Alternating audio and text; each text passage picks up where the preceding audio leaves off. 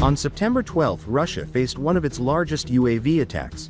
The Russian Defense Ministry reported 221 drones shot down across more than a dozen regions, yet OSINT sources and video from Primorsk and Smolensk show fires at oil facilities. Focus investigated how these strikes are reshaping Russia's fuel market and what Ukrainian drones entering Siberian facilities could mean. Official Russian statements insist air defenses are working, but there are important caveats. Bryansk Region Governor Alexander Bogomaz said there were no casualties or damage. In Smolensk Region, where authorities claim 42 drones were downed, Governor Vasily Anokhin likewise reported no damage. However, OSINT group CyberBoroshno published footage of a blaze at the Kardymovo oil depot near Smolensk, a Lukoil facility, directly contradicting those assertions. In Leningrad Region, Governor Alexander Drozdenko confirmed a fire aboard a vessel and at a pump station in the port of Primorsk.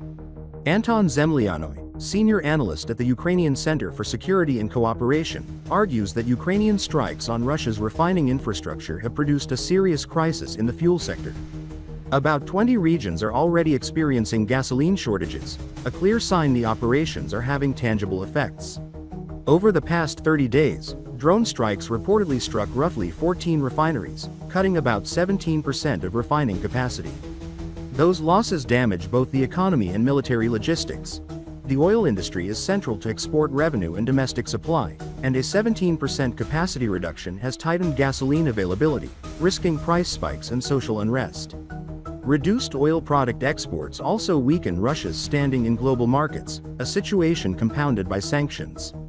Zemlyanoi adds that while shortages in the Russian military's fuel supply are not yet critical, the strikes are complicating logistics for occupation forces in southern Ukraine by slowing deliveries and reducing production, in turn hindering troop mobility and equipment readiness. Moscow appears willing to prioritize military needs, diverting diesel and aviation fuel to the armed forces and military-industrial complex at the expense of the civilian market, which deepens domestic shortages and could fuel discontent. Still, the analyst cautions that these attacks are not decisive. Russia retains substantial oil and gas-producing capacity, notably in Siberia, where major refineries remain intact and together can process tens of millions of tons. We must continue developing long-range capabilities and strike the oil sector further so the country's station finally runs out of fuel, he says.